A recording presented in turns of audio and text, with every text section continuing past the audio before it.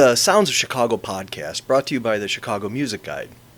Hi, my name's Mark. On this podcast, we're going to talk about the diverse and very, very thriving Chicago local music scene. Today, we're going to be talking to two artists that can be seen on stages all over the Chicago area. Singer, songwriter, teacher, and author Carey and Farrell. And drummer, singer, solo artist, dancer from the bands The Gina Marie Swingtet, Gina and the Retroactive, and Gina Marie and the Golden Bucks, Gina DeGregorio. Hi, Gina. How you doing? I'm great. How are you? It's good to see you here today. Good to be here. Yeah. So I gotta usually with these things I have they're the questions that you have to ask everybody. So first off, are you from the Chicago area? I am. I was born in Chicago. Okay. Where? I don't actually know that exact information, not the hospital. but my family was a South Side family, and then when school time came around, we moved out to the south suburbs. I was a graduate of Lamont High School, Okay. And then I moved right back to the city to go to college at Vandercook College of Music, Excellent. and then I've just been in and around my whole life. So. Okay. Yeah, I mean, I'm South Sider too, and I recently found some photographs of the hospital that I was born in that's since been torn down. So Oh yeah. I don't remember that time, but yeah, South Sider. Details are foggy, but Yeah, sure. But I'm here. So, what was your musical experience like growing up? Did you have a musical family? Yeah, both my father and my mother were musicians. My mom played piano wonderfully. I grew up listening to her play, and my dad had a long history in the Chicagoland area as a band leader himself. Mm-hmm. He did the 50s doo-wop thing, the 4-part harmony, and Very ran cool. some groups of his own. Actually, one of my groups, the Golden Bucks, I just stole that band name straight from him. That was one of his band names. I was going to ask you about that name, where that came from. Yeah, it's kind of an homage to my dad's band Cross leading. that one off. Yeah.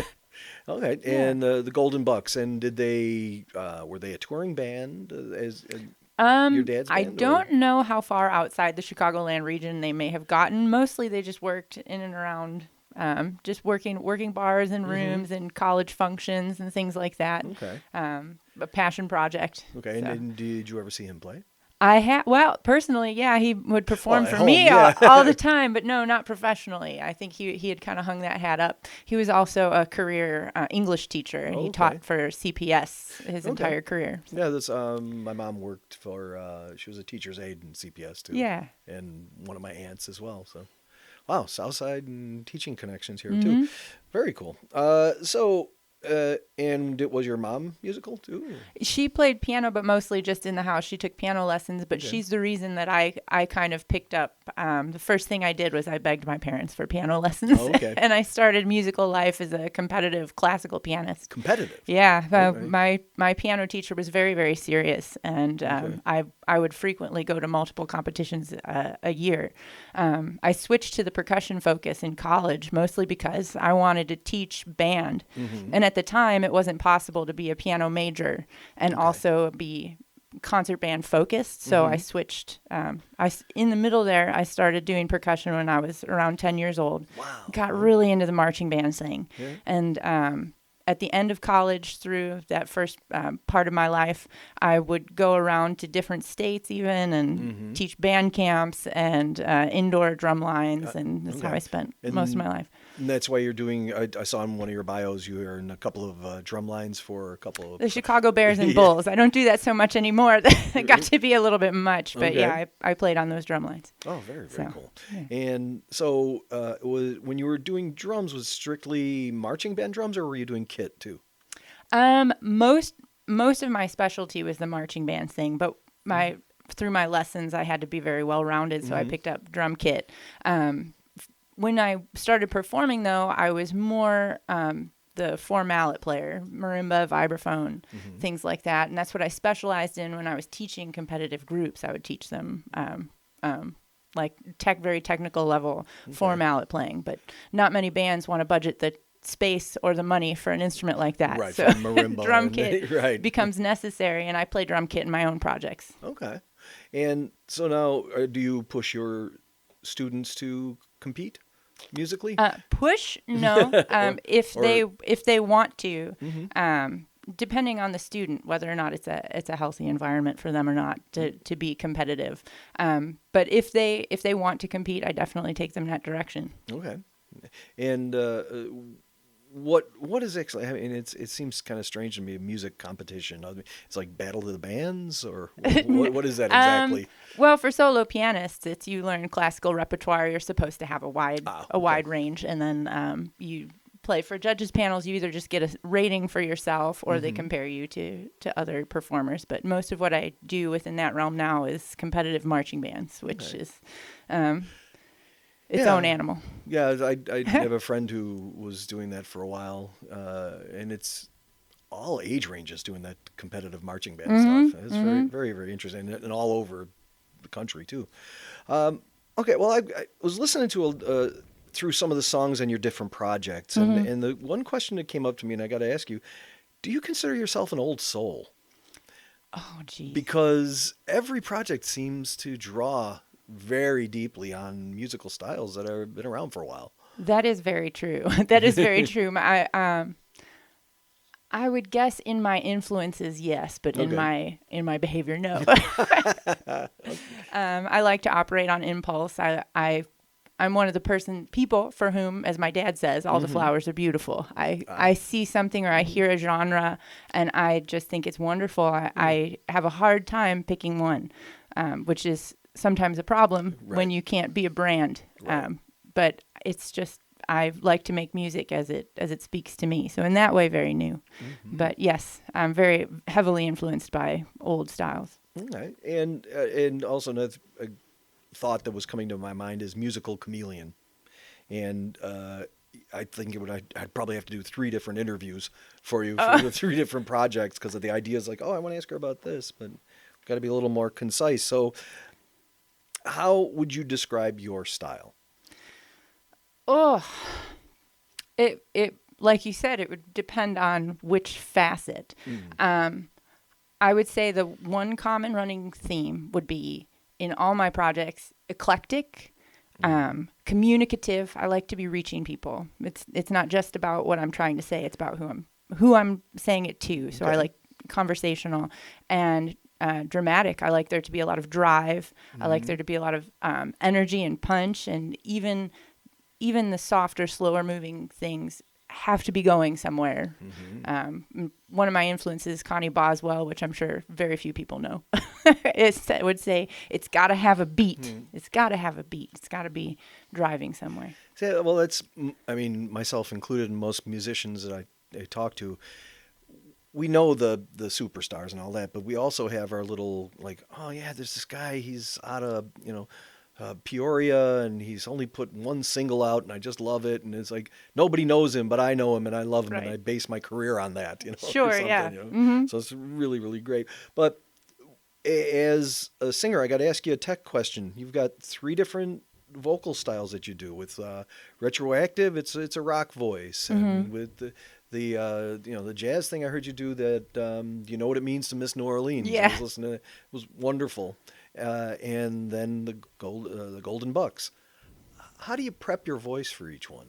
I guess in the moment, in the performance moment, I don't really prepare myself for the style as much as I let go based on what the music needs from me. Okay. So based on the musicians I'm playing with, the style that we're playing in, I converse with them in what seems to be appropriate. But leading up to that moment is spending a lot of time with records, spending a lot of times with sounds. And weirdly enough, I encourage my students to do this too, make fun of the sound that you're trying to create. So you don't want to be... You got to go a little deeper on that. I'm not going to let you go. Right. So make fun of the sound that's coming out of your mouth.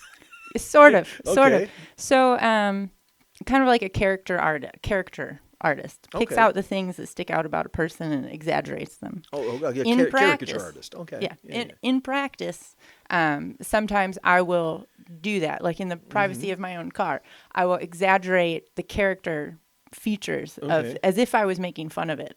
Wow. If you think of somebody when they make fun of opera, they go like, and sometimes teachers use that as a way to get people to actually breathe correctly. Sure. Could draw people out a little bit more too if they're not.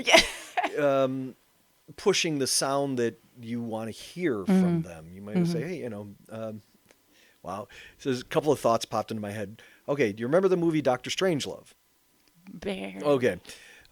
George C. Scott plays a general in that. Sure. And he was doing his just normal acting chops, and then Stanley Kubrick said to him, hey, George, give us one that's way over the top. Go just chew up the scenery and go crazy. And every time he did that, those are the takes they kept. Sure, So maybe something similar with your students is It is. Like you want to play with the sound. There's a reason why they call it play music. And in your practice and in your prep time, you play with it. And then as you play, all of these things that you've picked up that are idiosyncratic to the sound become part of you. You ditch some of them, you absorb some of them. And then in the moment, you don't think about trying to be the sound. You think about being yourself within the music that you're immersed in at the moment. And what comes out is your own version of whatever the sound is. Gotcha. So now you're a songwriter, right? And I'm going to talk to you about Gina and the Golden Bucks. Okay. Fantastic band name, and we talked about that a little bit. Chicago's not a big country music town. It's not really known for country. It's not. How did you get into that? It's not known for it, but surprisingly enough, the Chicago honky-tonk scene is flying under the larger media radar, but it's there and it's pretty strong. I started getting into this music as a dancer.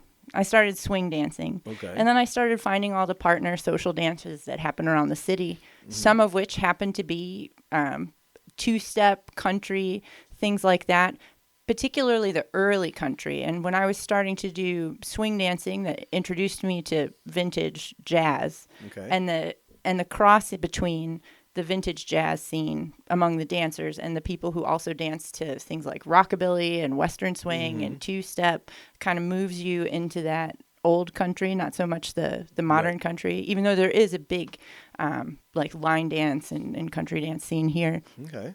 It's that vintage pod of people that create this community where this music can thrive. And that's where I was introduced and kind of brought along. All right. When did you start doing this? This music specifically? Yeah. Well, let's see. Maybe the early teens is when I started playing with this. Okay. Before that, I had done pretty exclusively the pop rock thing, the retroactive, just writing my own pop songs. And I started working with some people that had introduced me to Western swing, and I thought, well, this music is great too. Those flowers are beautiful too. And I started exploring the sound and just had to continue doing it. There's so much depth and cultural history and learning how it weaves in and out of the old jazz because all of the stuff kind of developed at the same. None of it was in a vacuum. Okay. It was just a fun journey. Yeah, well, I've been watching the live video that you did on TV of Feet Don't Fail Me Now. Yeah. And there's a guy whose name's come up a couple times on this podcast. His name's Pat Kiner.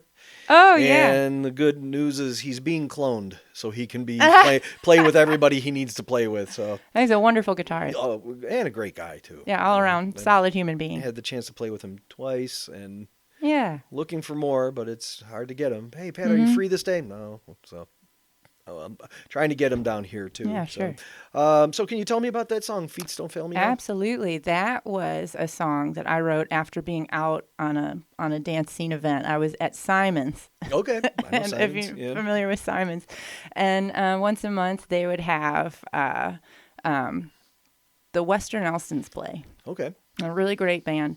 And some of the honky-tonk scene in that narrow little bar strip will make dancing happen in the very small space. And I was teaching full-time band at the time. I had to be at school at 7 o'clock in the morning. Yeah. And I would tell myself, this thing starts at 8. I'm going to leave it just a little bit. I'm going to leave at 9:30. And then I find myself in the car at 1 o'clock in the morning going, how am I going to get up to start the school day? And that's exactly what that song is about, is that feeling of this feels so great right now. I'm enjoying myself so much. I love this music. I love this band. And you know what, it's going to hurt tomorrow morning, but it's really fun right now. Yeah. And that's basically what the song is about, that moment. Okay. Yeah, and the performance on there is fantastic. And who are some of the other guys? Brendan Frank, he's an excellent guitarist. He's also a band director out in Antioch, and he does fabulous work. On that appearance, I had Edgar Gabriel, another Chicago fiddle playing staple. He's absolutely amazing, and Mary Holm on the bass. Okay. Yeah, she's fantastic too. And I had Pat. I think that was it for that appearance. Yep, that was yeah. it. Yeah. And then you on just snare drum, right? Yeah, the music is only really calls for very simple percussion. I used to sit behind a full drum kit when I played with this group. Wow. The band's really more comfortable when I'm able to direct from the front. The audience seems to like it when the visual component of having the lead up in front. I'm trying to think of any band that I know. I mean, okay, right, Don Henley and some of the other Night Ranger, their drummer was their lead singer. Sure. So I remember he used to be on one side of the stage with the drums turned towards the side of the stage so he could look out at the audience while he was playing. Right, yeah. So it was kind of cool. Yeah. There's another band from New Orleans I know I saw where their drummer was front and center on full kit, but I can't remember the name of the band. Right It's all right. So, all right, so your recording, is that song going to be on the upcoming album? It is. There's 2 originals on the album. Both are about elements of the Chicago honky-tonk, the Chicago rockabilly Western kind of scene, along with a handful of other reimagined. I did a lot of taking some super early songs from the early jazz tradition and reimagining them as things like spaghetti western or like in the Tennessee Waltz kind of vein. See, now you brought up, there's another song that's out there right now on the social media and internet. Let me get this long title. Where the blue of the night meets the gold of the day. Yes. That's your Tennessee two-step, I think you called it? Yeah, it's a waltz. Yeah, okay. That's... Great 3/4 feel. Feels old, but also repurposed, I guess is a word I'm thinking of. Where it sounds kind of current. If you're familiar with the earliest popular recording of that song, it's actually an old Bing Crosby tune. Oh, okay. And it sounds, if you look it up on YouTube, you can find the original clip. It's from a movie, and it has a very different produced sound. Okay. And it was not reproduced in a variety of genres, but that was common of early folk, early country of the time. There was a lot of borrowing songs from one tradition and moving them into another. So we wanted to be in keeping with that tradition as our homage to the early American music experience and bring that into play. So kind of like the Beatles covering "Till There Was You." Exactly. That's okay. So that's great. So when is the album coming out? The full album's going to come out September 19th. Wow. Super. We have one more single drop that's going to be at the end of August. Okay. So you can be looking out for that. The album itself is going to be called Pastures of Plenty. The title track's already out, which is the title track is an homage to Woody Guthrie. Okay. And the people that he was trying to elevate in his work. So working American. What's the next single? What song? The next single is going to be one of the 2 originals. It's a secret till it drops. Okay. But if you follow the socials, we'll be dropping some hints. Excellent. Okay. Well, I got to touch on a couple of other things then. I saw a video for you to do. Do you know what it means to Miss New Orleans? Yes. And so what is that band? Who are those guys? That's not an active band. That was a COVID. We did a lot of COVID video projects similar to the rest of the world. The cool thing about what happened, which I mean, everybody being at home and not having live places to play was not fun at all. But one thing that was made possible by that situation is musicians from around the world were figuring out the tech thing, figuring out the online space, and we were able to put together these super groups of people who were experts in like 1930s swing, very early styles, and cherry pick the musicians based on the genre that we wanted to put together for the video. And it was a very fun process. I believe that one I was working with a band called the Swingin' Brothers out of Columbia. and they're the premier swing band in that country, from what I understand. Okay. And we got to work together on that recording. So. Okay. And I mean, did I see you listed with another album of jazz standards, like that type of Yes, retro jazz standards? Yes, there's two that are out. One was a pandemic remote recording project called Penthouse Serenade. I put that together with a drummer called Hal Smith. He's very influential in the genre. That's a great album that can be found on Bandcamp. And then just recently, I co-lead a 1930s swing band called Polisaro and His Rhythm. Polisaro is a stride pianist in Chicago who specializes in Fats Waller, and that album's out. We just put that out at the beginning of August. So, yeah. When do you sleep? Sleep is a crutch. That's what they said in drum corps. All right. So, I also want to ask you about the rock band, Gino and the Retroactive. Also, draws a lot, I think, on older genres of rock and roll. And there's a song on there called Fast Lane. Yes. Okay. Very rhythmic. And can you talk a bit about it? Is that autobiographical? Yes, mostly because of what you said. When do you sleep? I'm working the public schools. I'm working with adjunct drum lines and marching bands, and then also doing all of this stuff. And that song is autobiographical in that way. It's about so definitely like the last line of the song is, "I need a break from the life of Fast Lane." So that's definitely essentially, yeah. Okay. So where and when did you record Fast Lane? Fast Lane was originally written and recorded with my first rock band, which was King by Friday. It was a joint effort with the bandmates that I worked with there, and they allowed me to bring in that rockabilly element. If you listen to some of that old stuff, there's a lot of old, like later punk, very, there was a lot of different kind of rock elements in there. But I was really happy that my bandmates let me bring in that kind of early rockabilly element for this song. And then when I moved on to Gina and the Retroactive, we just kept that in the mix because it's just such a fun song to play. And are there any of the players in Retroactive that are also in the Golden Bucks? Yes, Brendan Frank, the guitarist Brendan Frank, who's one of the most versatile guitarists that I know. He can jump in and he does jazz combos, and he does this, and one of my go-to calls. Right. So any of the projects that you have, he's first one on. Oh, he's on definitely, speed dial. Of course, yeah. Excellent. Okay, and where did you record that? That's a full album of material there? Yes. All of my work, aside from the compilation album, the Penthouse Serenade album, I've pretty much done with Rax Tracks right here in Chicago. They're a fantastic recording studio. Rick Barnes, the engineer, he's always been wonderfully attentive and professional and make sure that we get a solid product that we can put out, and they've taken very good care of us. So it's nice to support the local studio. And he does all mixing and mastering and everything. Stuff. Yeah, I go in there from the very beginning of the recording process to the end. We stick with that studio. Okay. Well, thanks. Well, we're going to bring out our next guest, so you're very welcome to stay here, and we're going to have a little group chat together as well. So okay. So Gino, it's fantastic to talk to you. Nice to talk to you as well. Okay, now we're talking to Carey Farrell, and again, another person who's just multi-talented. She's singing and songwriting and teaching, and you write books too. I do. I've written one. Okay. Is there what's the book about? Well, my book is called Forward March, and I put it out myself in 2018 as a 40th birthday present for myself. Oh, nice. Just wanted to put it out into the world, and it's a young adult novel about marching band, which, is, I guess, going to be a running theme today.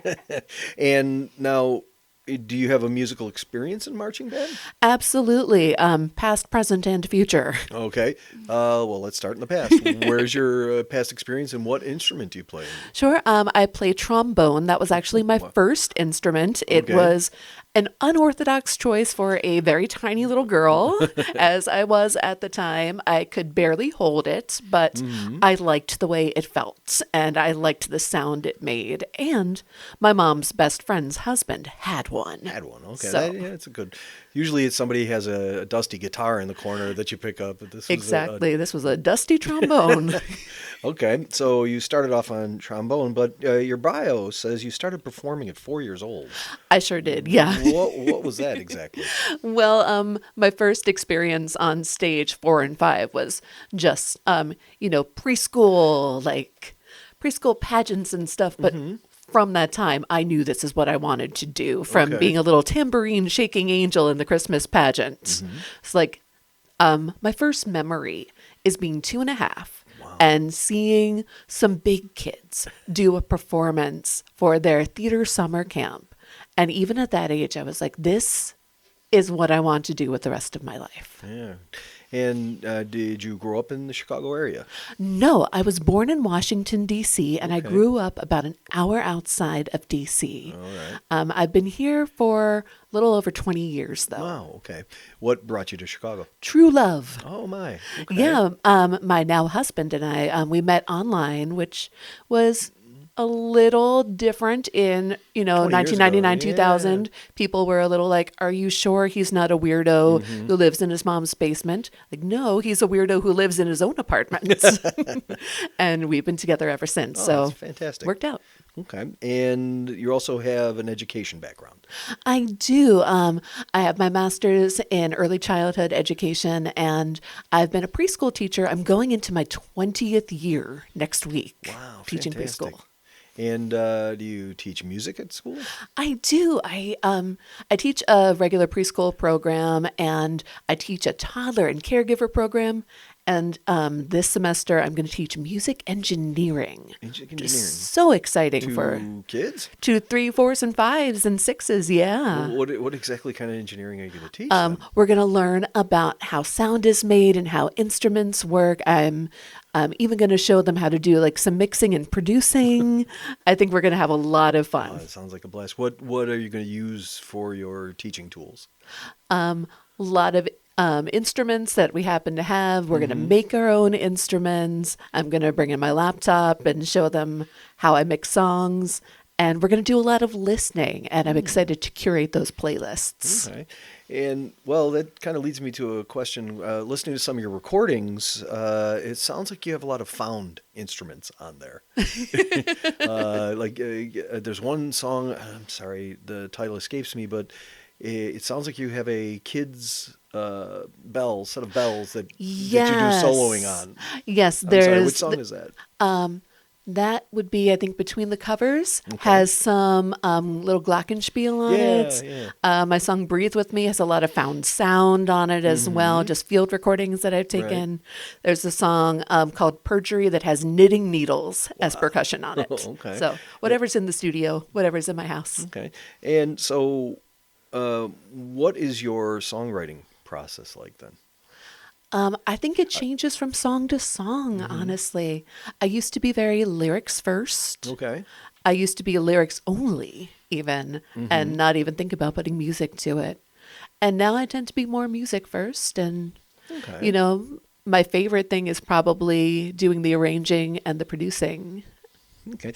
And the album, it's Someone Else's Wings. Yes. Is the album, right? And the liner notes say that it was recorded in many, many, many places. It's a travelogue, right? I guess. Yeah. Well, I stayed here. Everybody who recorded in their home studios. So my drummer, Pete McDade, is from Atlanta. My bassist, Todd Perkins, is from Michigan. I had a few local folks help.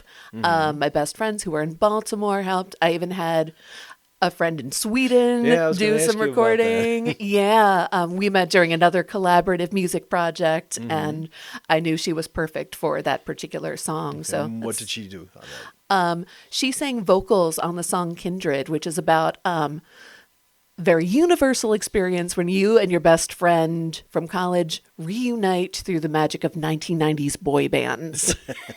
Maybe not universal. Okay. Yeah. I don't know if that would apply to me exactly. No.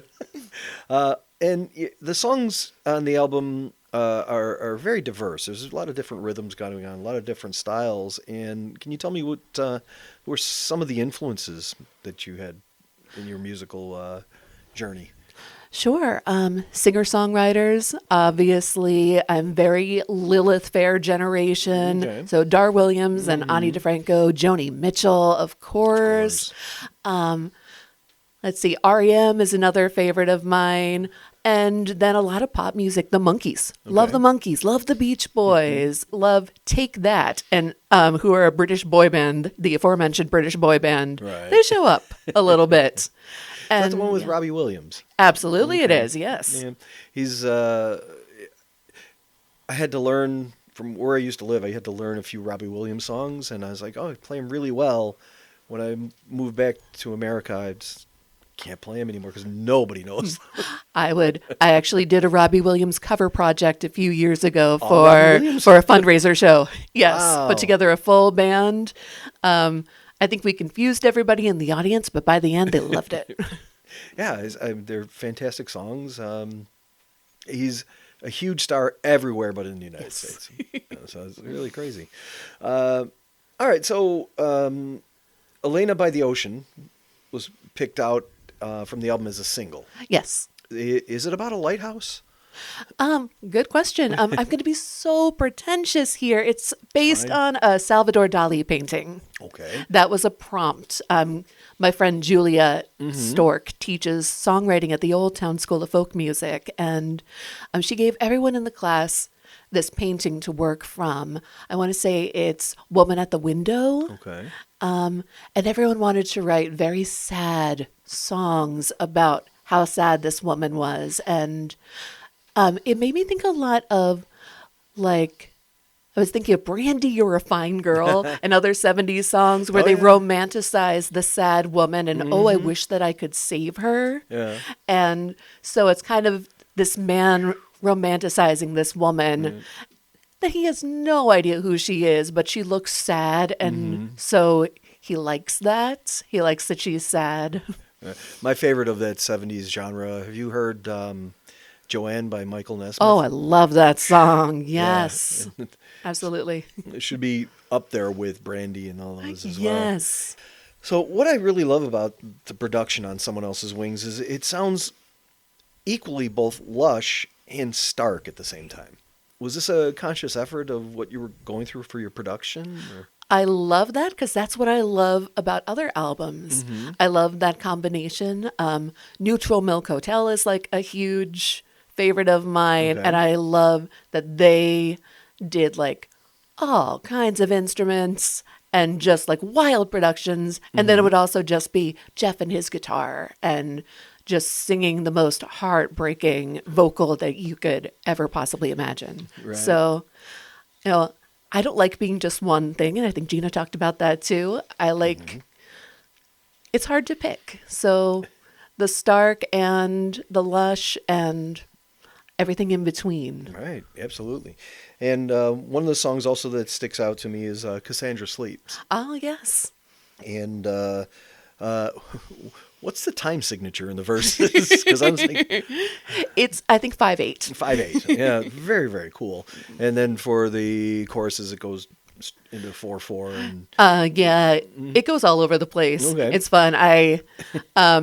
I tried it with a few, with a live band, and everyone was like, maybe not. But Pete was able to do it, Pete McDade, and that's John San Juan, local Chicago favorite, on that psychedelic guitar solo. oh, yeah, that was my next question right here. Yes. Who did that amazing guitar solo? Yes, and he whipped that out in about 5 minutes. I sent the song to him, and he texted me immediately, and this was like at midnight or something, so he had gone like right to his home studio and just wailed. Oh, it's so good. Yeah, isn't it? I mean, that's one of the amazing things about the technology these days is that you can send, it's like, oh, my friend, he could do this. He lives in San Francisco. I'll just send it to him, record a solo. I'm looking for something like this. And then, you know, a few moments later, you'll get something and it's perfect. And it's just such an amazing time to be alive. Exactly. And I don't think I would have been able to make this album without that. Yeah, true. You know, another track that I really liked was Someone Else's Wings. I like that because it starts, again, stark, and then just builds up. And The lyrics, very, very poetic. Is that deep and personal, or is that written about another painting? It's actually about an article I read about butterflies and how, Wow. like, it started very literal and, of course, is more figurative, metaphorical, however you want to say. But what I read is that butterflies, if they lose a wing, you can take a wing from another butterfly, literally someone else's wings, Okay. and give that butterfly a new wing. Okay. Is it And- super glue? How does that Yeah. work exactly? Good question, because I, being a songwriter and not a scientist, went, Okay. what a great metaphor, and wrote a song about yeah, it sure. instead of internalizing any of the details. Yeah. But yeah, that's one where there's a whole brass choir and Oh, yeah. all sorts of stuff happening. And to bring Neutral Milk Hotel back, what I said to the people who were working on the song with me was Neutral Milk Hotel, but funneled through Wishing You Were Here by Chicago. Wow. Okay. And everyone, this is a testament to how great everyone I worked with was. They were all like, absolutely. I know exactly what that'll sound like. Yeah. It's great to be working with like minds. Yes. And well, yeah. One of the great things of being a songwriter, you've got to have your antennas on all the time, because there's stuff that's happening all around you that you can pick up a line or a bit of a melody or something. I mean, I know on my phone, I've got 100 little melody clips Right. that just start humming to that. So I'm sure you've got the same. No. Absolutely. A lot of things just running through my head, and a lot of scribbled notes in various notebooks that, I hope I don't lose. Now, you've got a series of cover albums out there. I do. And how did you start doing those projects?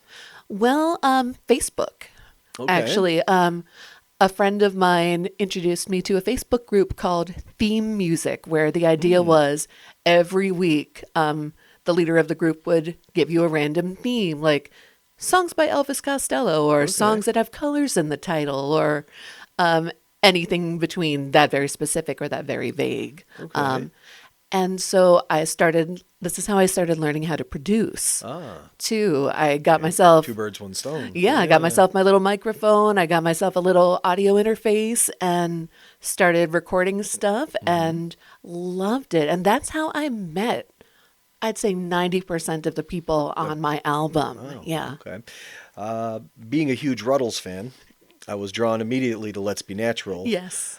How did you choose that one? Where did that one come from? That was right after Neil Innes passed away, and it was one that I was just really feeling that day. I got to meet Neil, Really? I want to say maybe about 20 years ago, like right before I moved here, Okay. and I wrote a paper on the Bonzo Dog Doodah Band in Wow. undergrad. I gave it to him and he signed it, and he gave me an A+ on it, which was just the cutest Yeah, thing. it's awesome. And I still have it. Oh yeah, you're framed, no doubt. Absolutely. Yeah. Wow. Yeah. So it's not often you can drop a Bonzo Dog. No, Man. sadly. I mean, probably most famous for being in Magical Mystery Tour. Exactly, yeah. Death Cab for Cutie. You can say that's where Death Cab Right, gets that's its where name. they got their name from. So I saw you perform solo Yes, at Make Music Day right. out on the riverside there, and it was really hot. Oh, that day. so bad. I was trying my best to stay in the shade and stay cool. Yeah, But that was my second gig for that day. me too. Ooh, it's bad. It was a rough day, but a lot of fun and good cause. I like playing. This is my Absolutely. third year in a row playing for those Yeah. guys. Do you also have a band they play with? I would love a full band. I do play with another band, which is a totally separate project. Okay. I would love to talk about Okay, in a is minute that too. Yeah. the Glamour and Lace? Clamor and Clamor Lace and Noise Lace. Brigade. Yeah. Okay.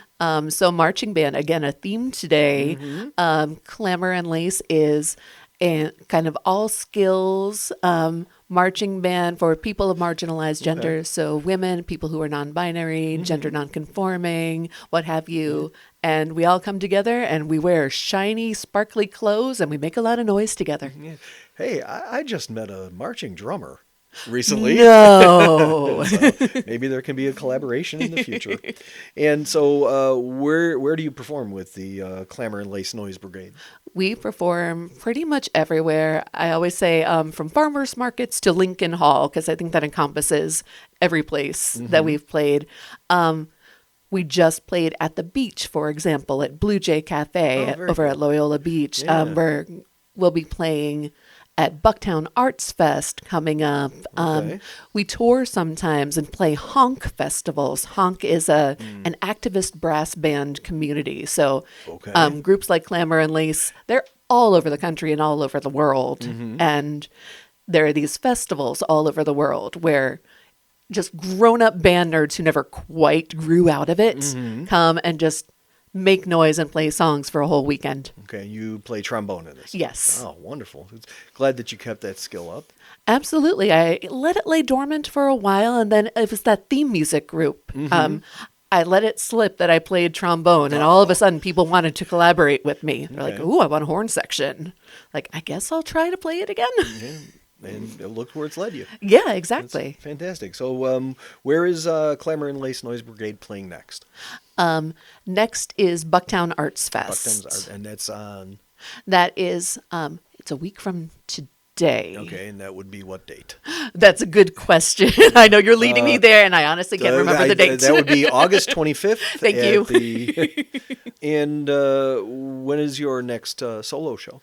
My next solo show, I don't think it's going to be until October. I like to play a lot at City News Cafe. That's a favorite place of mine. But, I try to keep things updated on my website, CareyAnnFarrell.com. I like to keep things updated on social media so people can follow me there and see if something new pops up before then. Okay. Well, thanks. Thank you so much. Thank you. So now I have both of our marching band members here. And first off, I want to ask you guys, as artists, who books your bands? Who books your acts? Me, myself, and I. Okay. And Gina, is? It depends. Mostly myself. An independent artist always has to be independent, but I do work with Biosat Custom Productions, who sometimes put together some stuff for the downtown hotels, like when I work for the Coke d'Or, etc. Okay. So that company helps me out a lot. Yeah, because you both play a wide range of places. Yes. And so you're booking House of Blues by yourself, and wow, that's fantastic. And Lincoln Hall, you said you played? Yeah, that was a fundraiser called Covers for Cover that a friend of mine puts together, and it was super fun to get to play there. Okay, and that was with the brass band. That with the brass band and that Robbie Williams cover band that I was telling you about. Yeah, got to play Lincoln Hall a few times. Yeah. So,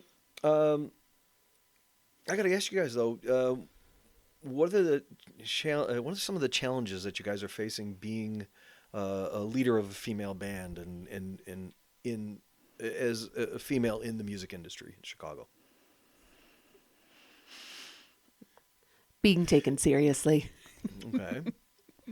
That can sometimes I wasn't prepared to go on those challenges because that's a whole different.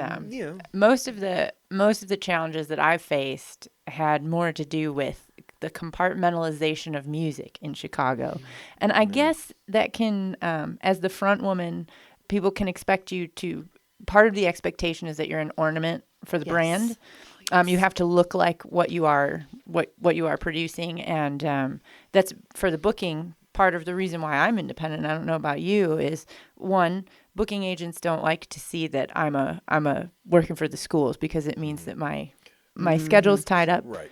But also they want a marketable package. And sometimes I just got off the phone with somebody who's trying to help me book some things, and they said, can you take some of that country stuff off of your Instagram so that we can promote this jazz? We want them to go right to your Instagram and be able to see that you are jazz. And I can show them I'm jazz, I promise. And I don't know about you, but that's kind of more what I've run into. You guys are both very, very diverse. There's a lot of stuff going on in your social media and Facebook stuff and online presence.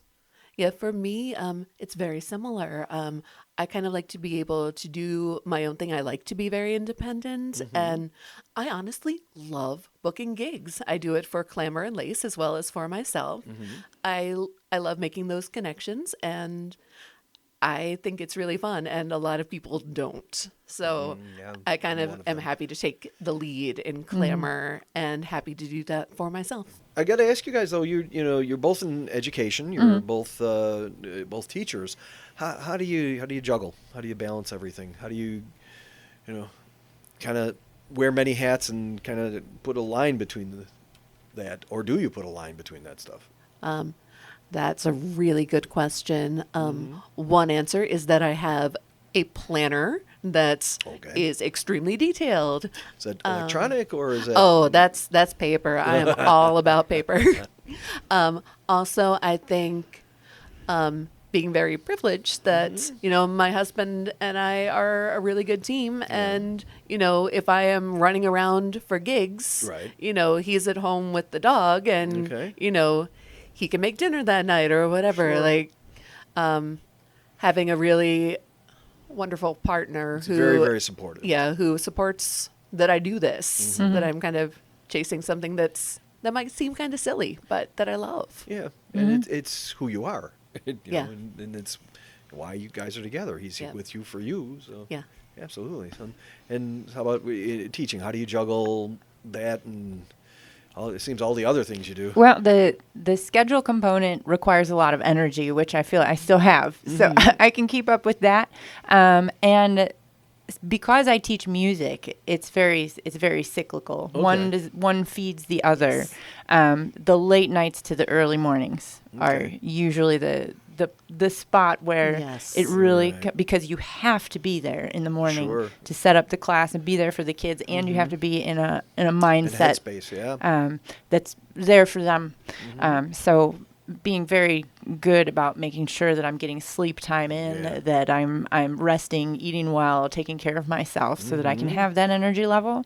But for the most part, the schools I work with have been very supportive because I'm an active working professional in the subject that I'm teaching. Right. So I've had some great flexibility, and I'm in a district that's very supportive of the arts, which is wonderful. Parents and kids are wonderful about that. I've had some roadblocks with more of the freelance music community taking you seriously, because when you say you're a teacher, you're not the first thought to somebody who doesn't know you is you're not a real musician. Right. Even though so many of them have to pick up side work, side hustles, barista, Uber, Yeah. which I would never say that you're not a musician because you Right. supplement your Right. income. Yeah, But it's here I your day am. gig. Yeah, Yeah. I'm 100% of my income is musically made. 100%. Right. I make my living with music. Sure. So sometimes that can be a little bit of a barrier. Right. There's that crazy or stupid phrase of those who can't teach, which is, Right, yeah. Right. come on. But it's gotten better, and most Yeah. people are very gracious. And yeah. Yeah, I found that certainly, again, very lucky to Yeah. work for people who understand that this is something that's a part of me too, and they embrace it. And, Right. like the music engineering class I was telling you about, they want me to be able to be who I am in the classroom and bring all my talents and interests. Yeah, well, I used to teach group ESL classes, and one of the students said, "Mark, we never see you sad. You're always in a good mood when you're here." I was like, "Well, first off, you guys don't pay to see me sad, but also, you don't want to see just somebody come in here. I want you guys to be in an environment that's conducive to learning, Right. and for me it's all left at the door. Got to bring your A game." Yes. Well, I'm sure you find that when you go out in the world and you do a performance or something, it charges you up to then bring it back Right. and share Yeah. it with the kids, and it keeps you from getting stale in either setting. Yeah, that's a great way of putting it. Yeah. Music is definitely, for me, it's a portrait of Dorian Gray. Yes. Definitely have that feeling of like, I did a gig Yeah. last night. I got all this youthful energy today. Absolutely. So it helps. It helps.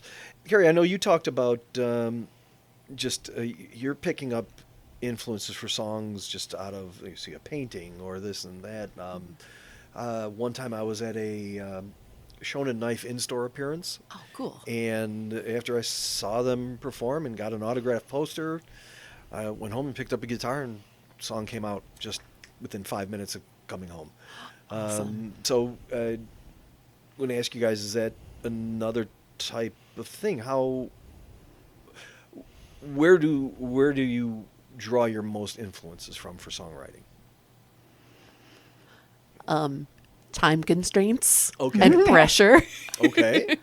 I really love to take songwriting classes because I feel like besides learning all kinds of great Right. ideas and different approaches to songwriting, there are deadlines. And the theme music Yes. group I talked about, also deadlines and a prompt. I love books about songwriting. Yeah. I love having a spark that might come from outside and then a deadline.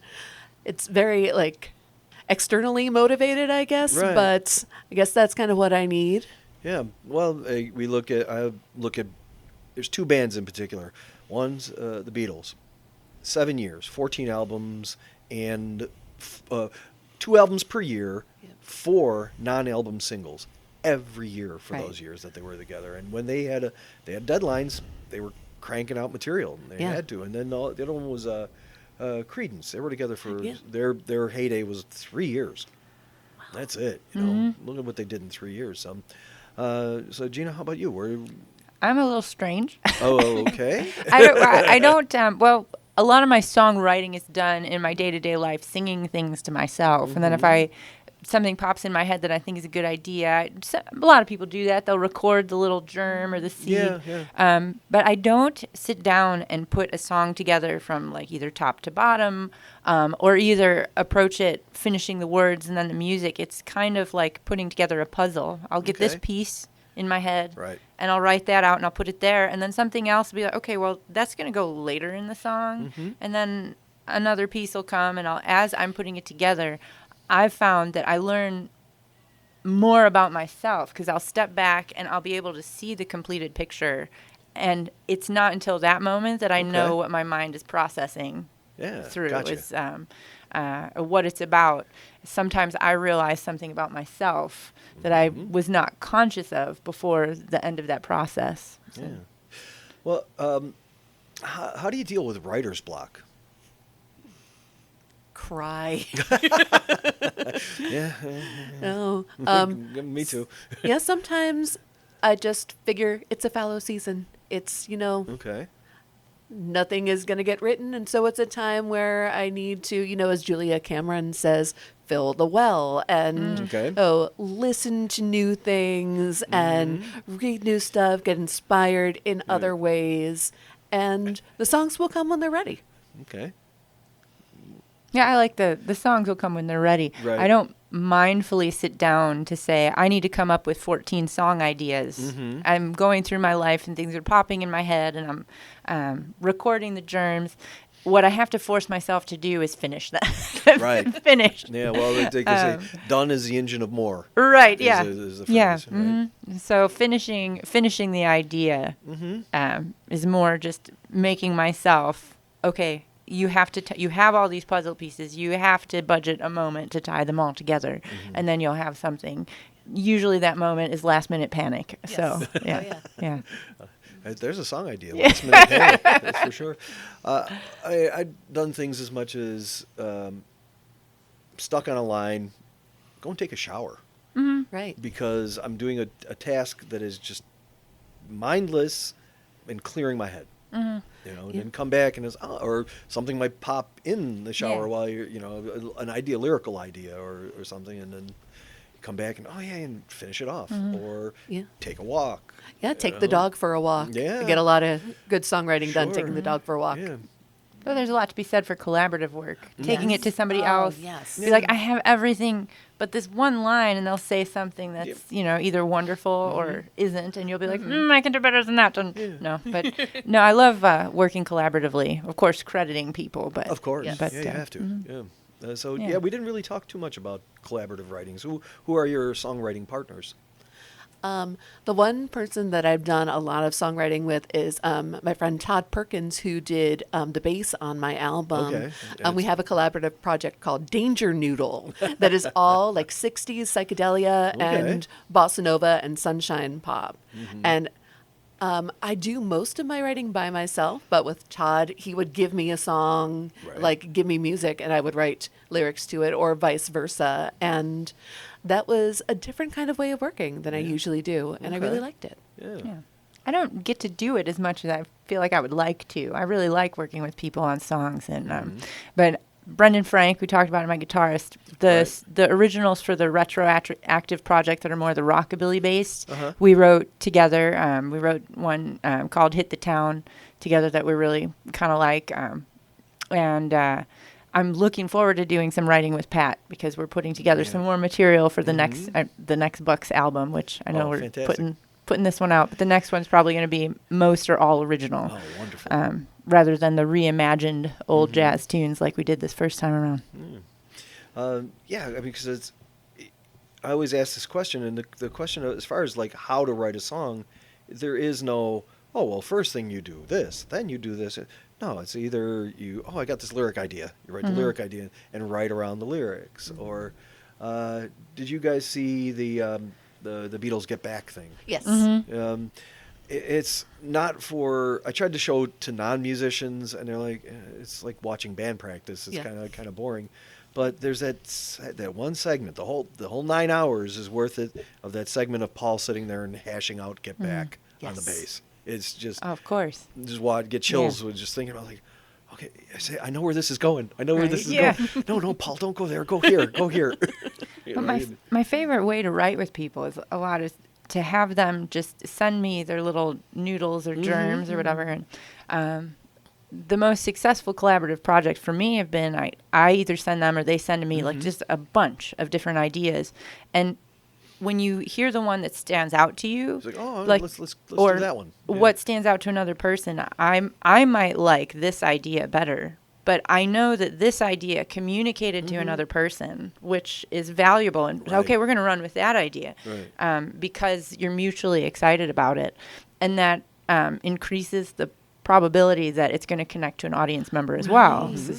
Yeah, my song Reunion, my friend Elle came up with the first line, and they also said, like, let's write a song about this, or you should write a song about this. Right. They said, I'm not a songwriter, but I know you are. Like, write about this. And, like, maybe the second verse could be about this, and maybe the third verse could have this. And it's like, wow, thank you. You just wrote a song for me. Yeah. Well, the cool thing is another person takes you someplace that like hearing you talk, we have a completely different process. Yeah. So if I came at it from my angle, you bring something different is a possible outcome that I never would have gotten to on my own, which is why collaborative work is so fun. Yeah, absolutely. Wish the Chicago musicians would do more. Right. Yeah. Yeah, but I've also done things where I'm not a blues artist, but I was like, oh, okay, E7, A7, B7. Where can I take this? And I started listening to a bunch of old blues records and say, they can write lyrics that are naughty but not dirty. And so I kind of, write in there about male, female, or relationship-wise. And so, just kind of put that together and came up with a song from that way. Right. There was another one I have called Like a Holiday that... it was a guy who was a chef, and he had a restaurant, and he was friends with him, and he was cooking something up, and he said, Mark, come here, check this out. Here, smell this. What? He goes, that's like a holiday. I'm going to write that one down, because that's going to be a song, and then I took that idea, and I said, okay, everything's going to be in threes. 3 verses, 3 things every verse that's going to be like a holiday. And I'm going to go through that. I love it. And it took me 6 months to come up with 3 things for each one of the tales for the choruses. But they songs are ready when they're ready. Right. I've been doing imaginary collaborations lately. Okay. Like, what would it sound like if I wrote with Taylor Swift? It would sound like this. What if I wrote a song with Amy Mann? It would sound like this. Right. And that's getting me to places that I wouldn't necessarily go. Sure. I wrote a Fake Monkey song recently, and I really kind of like it, and I might play it out. Yeah, I'll do it. Yeah, yeah. Absolutely. I cover What Am I Doing Hanging Around? I love that one. And that's always constantly in my sets. I never... And I always say, hey, I'm going to play a monkey song. Right. And everybody's like, What? What song are you playing? Yep. Oh, no. Got to go a little deeper on your monkeys. Deep cuts. Let's talk a little bit about playing live. So for Clamor and Lace, how do you prepare for a gig like that? Mostly it's about getting in the headspace and getting the energy. Okay. And So what do you do? so the big thing for Clamor, I think, is costumes, honestly. We wear just kind of outlandish, sparkly, shiny, sequiny stuff. And as soon as I put on my Clamor wear, I'm ready. I am not Carey, the demure singer-songwriter. I am Carey, the trombone goddess, and I am ready to rock. And Clothes make the woman. clothes make the woman. Yeah, That's exactly. fantastic. And so you got 3 different things to prepare for. So if, let's say, Golden Bucks show is coming up in 45 minutes. Right. Where's your headspace? Where are you at? Well, aside from getting all the gear together, because being the band leader and the front person, that means I have to handle the merch. I have to handle the organization of the band members. I have to handle my drums because that's another piece. And then the look on top of that. And in vintage projects, that can sometimes be the stress point because I'm carrying all this physical stuff. And I have to get together the vintage outfit and the hair and try to look the part. So within that 45 minutes, there's a whirlwind of activity. And I might leave lots of things in my wake as I try to prepare. Mine is usually a double espresso and make sure before I'm going to do a set, go to the bathroom. Because it's Both very good ideas. Yeah. Because, just always never want to take a break mid-set and say, I'll be right back. Yeah. So, okay, what makes for a great gig?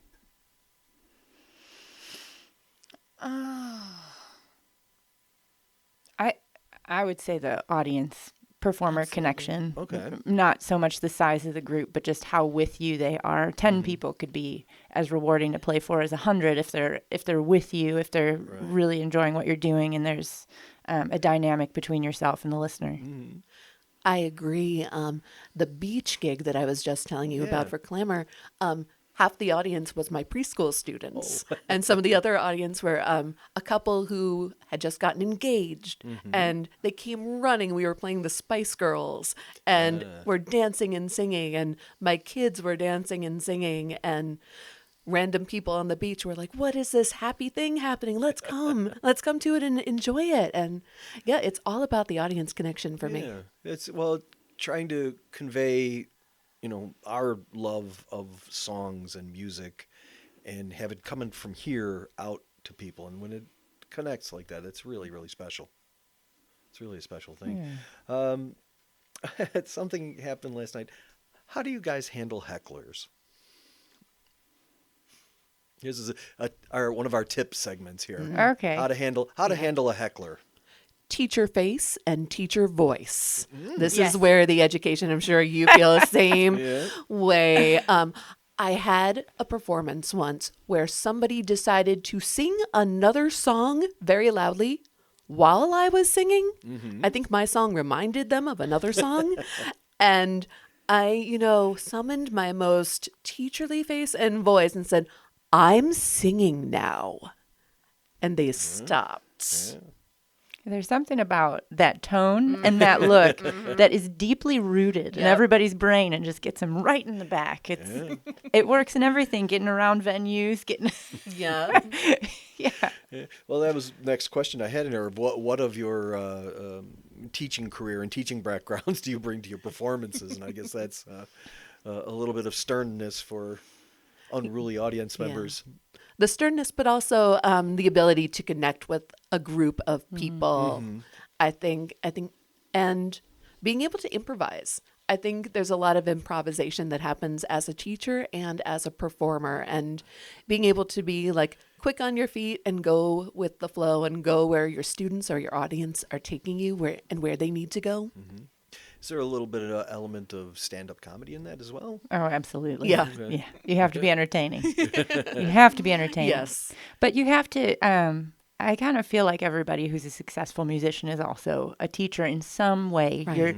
You're either mentoring or you have a private studio, and it's just part of part of being a good music teacher, part of being a good teacher is being out in the world experiencing what it is you're trying to communicate with your students. And then it comes back around with when you've broken down what you're doing in a way that allows you to explain it to another person, which makes you come back better at what you're doing. It's almost necessary. Absolutely. Yeah. So let me ask you guys, what are some of your favorite venues in Chicago? I know you mentioned City News Cafe. City News Cafe. Where's that located?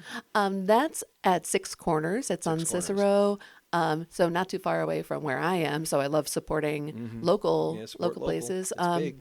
Montrose Saloon. I love to play Montrose Saloon. Man, if you haven't gone to Honky Tonk Barbecue, though. Oh, yeah. That's got to be one of my favorite spots. The shows are free. The food is great. Yep. And the owners are just fantastic people. And does the Golden Bucks play there? We're doing our album release there on fantastic. October 4th. Okay. So you can catch us at Honky Tonk Barbecue. And what's the name of that album? Pastures of Plenty. Awesome. So you want to get that plug in there. For sure. Okay, so that's one venue you mentioned. You mentioned City News. What's another place that's people should go to check out music? Oh, okay. Let's see. There's so Simon's. many. There's so many good. We yeah. talked about Simon's. Old Town School. I'm a huge Old Town School fan and volunteer for years. Oh, so wow. Fantastic. yeah, and so I've gotten to play on the stages there, and that is a dream, getting to play on those stages. Yeah. Yeah, you get a little starstruck standing up there, and it's like, oh yeah, I saw this guy here, and I saw this guy, Yeah. and saw Ivan Neville and Nicholas Tremulous, and Right. people On standing and right in on. this spot I'm standing. I'm not worthy. Yes. And so, do you got any people that you want to tell us about, musicians that you like in Chicago? You're like, oh, I got to go see this guy or go see this girl. Who are some of your favorites in town? So many. Yeah. Oh my goodness. You mentioned the Western Elstons. Yeah, they're I'd say, fantastic, yeah. Also, another project involving some of those same folks, the Flat Five. Okay. If you love harmony and you love like the quirky 60s pop or just really like twisted lyrics and just virtuoso performances. Oh, That's the fantastic. Flat Five, yeah. Okay. I mean, if you want something completely else, there's an all-girl polka band called the Durndals, which is kind of awesome. Wow. I was briefly a Durndal. Yeah. Oh, so was I.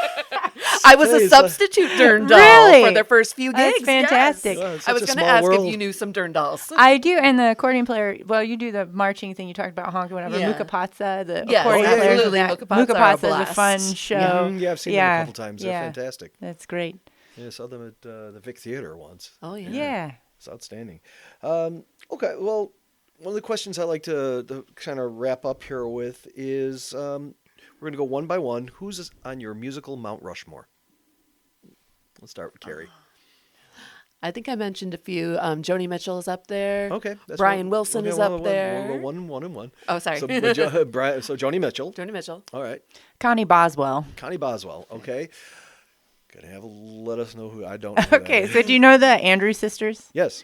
Whom I love. I love the Andrews Sisters, Boogie Woogie Bugle Boy. Right. They were the precursor to the Andrews Sisters. Wow. The inspiration for the Andrews Sisters did a lot of really, really intricate 3-part harmony, and actually had a lot of influence on microphone technique, the beginnings of Really? microphone technique. Oh, yeah. So they're a very interesting group to get into. I used to be in a Boswell's tribute group called the Chicago Swell Sisters, which is a very niche audience of people who knew what we were referencing. But that's fantastic. Yeah. Okay. So back to Carey. All right. This, Brian Wilson. Absolutely. Okay. And for what aspect of For- Brian Wilson? 'Cause he's for- so much. Yes, for musicality, for harmonies, for musical vision. Yeah. Yeah. Okay. Fantastic. Back to you. Okay, my old jazz people are going to give me some flack for this, but in terms of an influence on particularly my pop stuff, Gwen Stefani and the work that she did with No Doubt in the early albums, Sure. how they put the music and the words together, the writing styles, and some of the inflection was, just formative for me. And just powerful too, which is fantastic.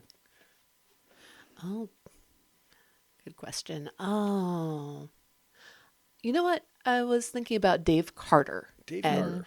of Dave Carter and Tracy Grammer, and died far too young and too soon. But while Dave was around, he released just beautiful, mystical folk country Americana music that I think everyone should hear. And not a lot of people outside like the folky circle have heard of him. Okay, and what era would he have been recording in? Late 90s, early aughts. Oh, wow. Okay, Yeah. that recent. Yes. Wow. I got to see him live a few times before he passed away. Fantastic. Okay, number 3. Number 3. Again, this is a question where there's just too many. There's too many. Let's see. But in terms of influence on my delivery, Sheila E. Okay. Sheila E. I Yeah. was thinking about that when seeing you perform, because I know Sheila would have the timbales in front of her while she performed. And With the retroactive project and the projects I did before that, that was a model for. I had a drum set player behind me, but I would do that from the front. always adds a little something. Yeah. Yeah. Okay, number 4. All right. Dar Williams, very similar to Joni Mitchell in her influence on me, but she made me feel like it was possible to do this and to be a singer-songwriter. Joni was so aspirational, and Dar made me feel like this is something that I can try, something that I want to do. And yeah, just amazing singer-songwriter. And again, contemporary. I feel like I'm very Right. Lilith Fair again. Yeah. I was always a big fan of Amy Mann.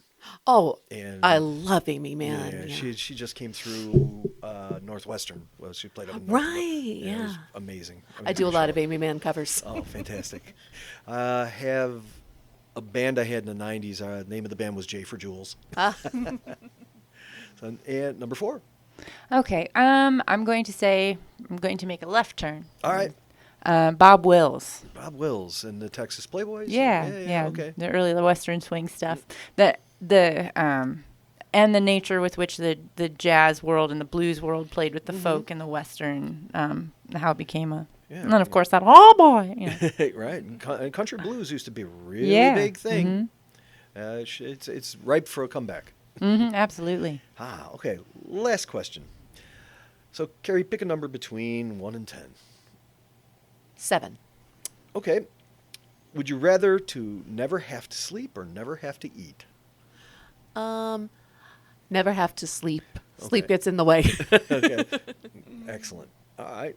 And Oh, the same. I like eating way too much. okay. I would not give that up. Okay. But pick a number from 1 to 10, not including 7.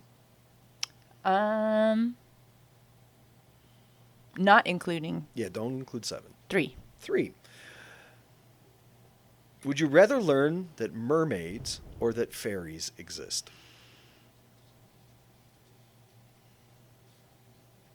Fairies. Okay, why is that? From my understanding, their capabilities of impacting life. Okay. Magic upon that one. Mermaids. Mermaids, why is that? Fairies are a little too mischievous for me. yeah. I think they try to start some stuff. Yeah. But don't mermaids try to drown people? Well, sirens do. Yeah. I think. Okay. Yeah, I think there's a difference. Yeah, and stay away from leprechauns and sprites. They're Yeah. usually As an Irish person, yes, stay away. you have the Irish Irish goodbye song, right? Yes, I do. So, well, guys, thank you so much. This was so much fun today, and I learned a lot about a lot of different genres and different artists I'd never heard of before, and it was fantastic to talk to two amazing, multi-talented people. Thank you so Well, much. thank for you having so us. much. Yes. And it was very nice to meet you, too. You too.